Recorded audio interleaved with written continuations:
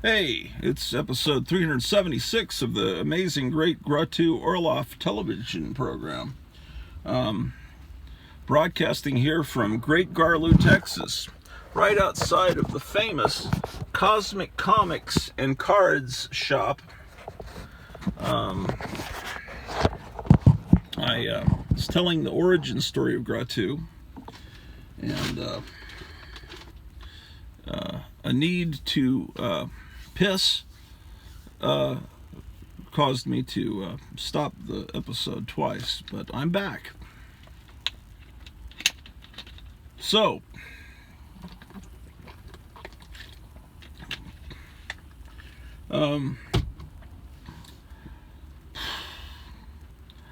I am not really that happy about the comic industry right now. It seems like it is driven by social justice warriors and virtue signaling. I don't really care about it. I'll see beautiful covers and not much inside. I don't like the variant cover thing. I skipped over the whole 1990s. That was a nightmare too, but you know all about that. But I think if I was steered into, there's probably good stuff coming out. But then they're so expensive. And if I'm going to spend $7 on a new DC comic when I could go over to Duncanville Books and buy 2 or 3 Silver Age comics for that price out of their $2 bin, or a couple out of their $5 bin for the price of a new comic, I don't care. What is this shit that Odin is now a bad guy? And or that Thor's real something. I'm not into it. I see that Neil Adams has returned. Neil Adams is Joe Biden's age, literally, and that's cool because I never thought he'd return to actual Marvel and DC comics. But I bought some of those issues. I have yet to read them.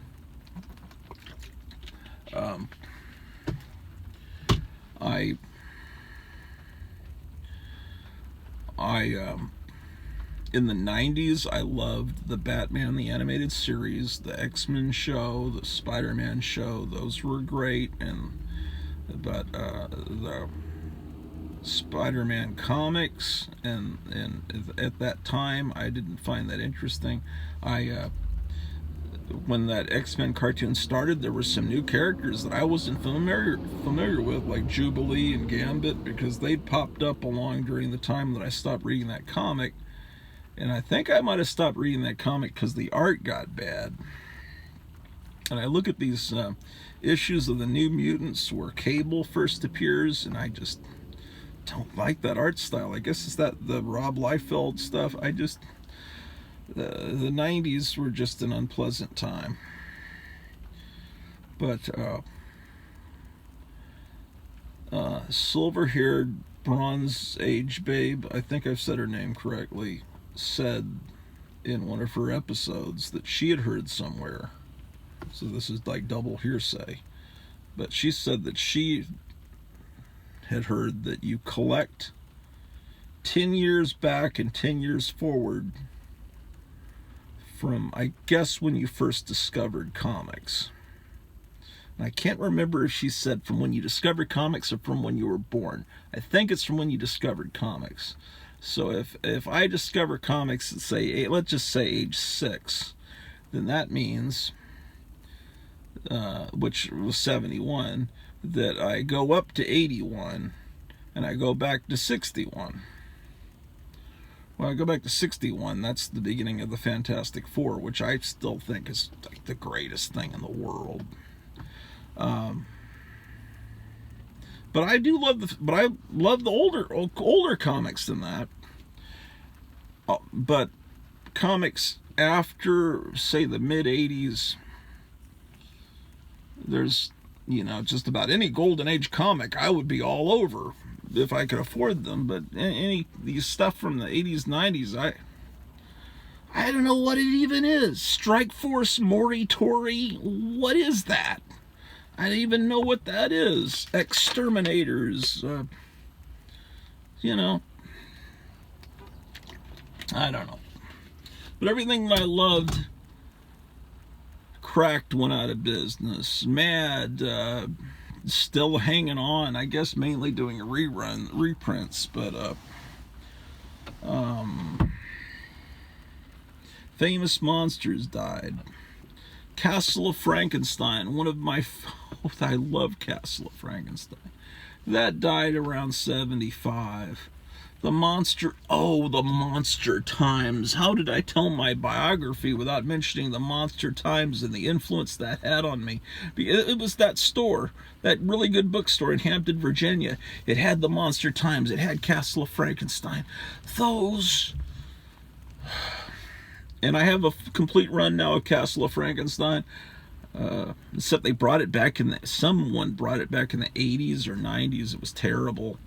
The Monster Times, unbelievable. Unbelievable.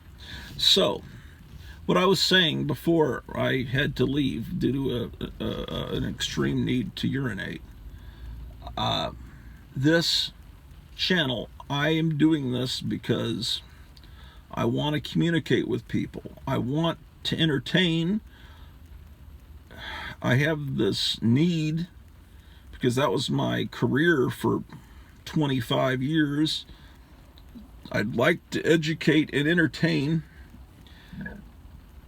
and I want to do what other people have done for me through YouTube, which is to just make you feel better when you're depressed, when you're feeling like you're the only one out there.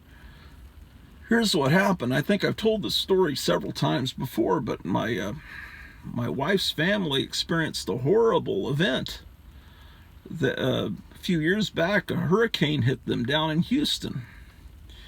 And, the hurricane hit, and my wife's sister and her was with child and had a son.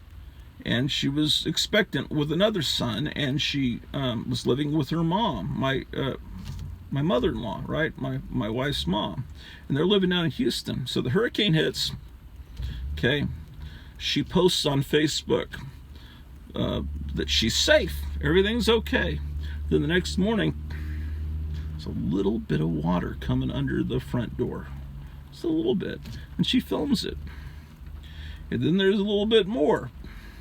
She thought she was safe, but then the next day, then the water started creeping up.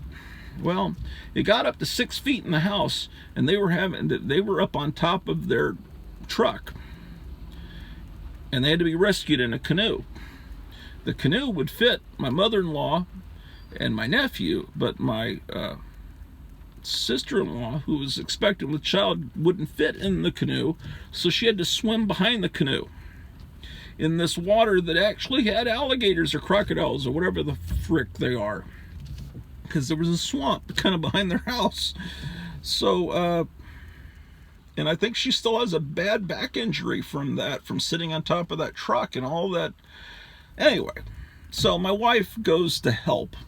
She spends 4 months down in Houston to help them out while they're rebuilding and getting their life back in shape. And so I'm here in Grottuville alone with my dog Daisy, who was in her last months before she passed away, and my cats. And I was so alone. And then every night I would sit there in bed and I would turn on YouTube and I would watch hours and hours of all of these comic collectors, and it was people my age or maybe a couple of years older than me, and and I was just like, I never dreamed there were all these cool people, because Captain Strangelove and all these people, whenever I'd gone into comic stores, it was the most horrible people.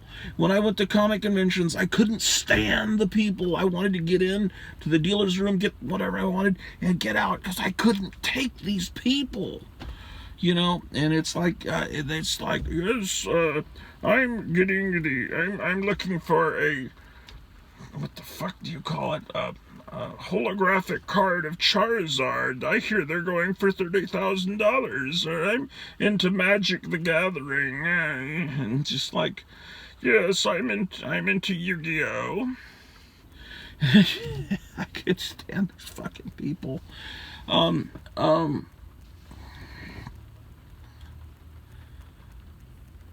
I couldn't stand. I can't. Role playing. Oh, that drove me crazy from junior high school on. All the people in the role playing games, and I was like, I'm okay. I'm not trying to offend any of you that are into that or used to be into it, but it just seemed like I'm seeing this hierarchy.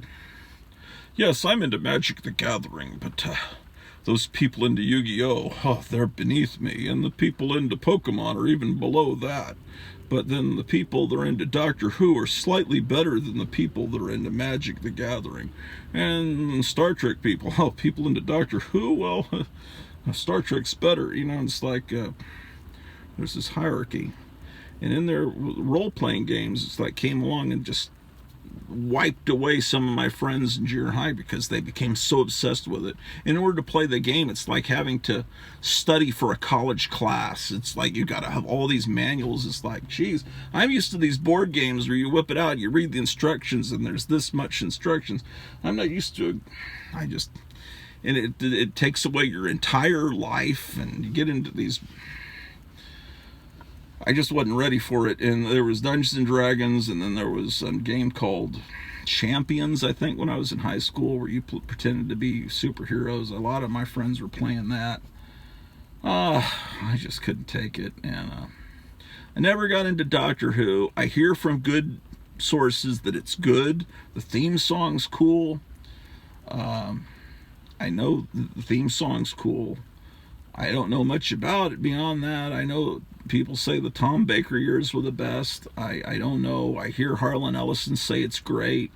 I always knew about the Daleks because I would get these. I have this book called Monsters Who's Who from when I was in 4th grade, and it had all the famous mythological monsters and monsters from Hammer movies and stuff, and then it had Doctor Who villains and monsters, and I knew who they were, but I just don't know Doctor Who. It's kind of a cool idea that the guy just regenerates, and then that gives you an opportunity to have a different actor play him. That's kind of clever. But the thing about British TV shows that always bothered me is everything's shot on videotape. And then once they go out the door and they're outside, it's shot on film. And that was explained to me by somebody. He said that they have a union, and the people that shoot with film, the film cinematographers they don't want to be completely shut out by videotape. So they have this thing where outdoor scenes are shot on film, indoor scenes are shot on videotape. And to me, it always just was like, it's kind of an ugly switch over. I mean, I love Monty Python's Flying Circus and everything, but watching a science fiction show with those cheap production values, I don't know why. I just never could get into it. I never really probably gave it enough of a shot. But the role-playing game people, and now all I hear is about just people talking about Yu-Gi-Oh! And just, I'm just an old school comic collector. I'm into comic books, period. I'm into old comic books. I'm not into any role-playing games. I'm also into rock and roll music, and I'm into old pin-ups, and into movie posters and old movies, and but that's just something that's always driven me crazy, is all these. But sure, I'm talking the same way. I just said I don't like people that say, oh, they're beneath me, but here I am doing it. It's one of those things. I gotta get better on that. So, whatever. And then, of course, they put in sports cards, and I don't know anything about sports really at all. But Lone Star Comics, originally it was called Lone Star Comics and Science Fiction. It never had cards. It was never a sports card place. It had science fiction paperbacks and stuff in there mixed with the comics. That was the way Lone Star Comics originally was, which is now mycomicshop.com. But it's about 11:50. I guess I'm gonna go on in. So I will see you guys real soon. Take care.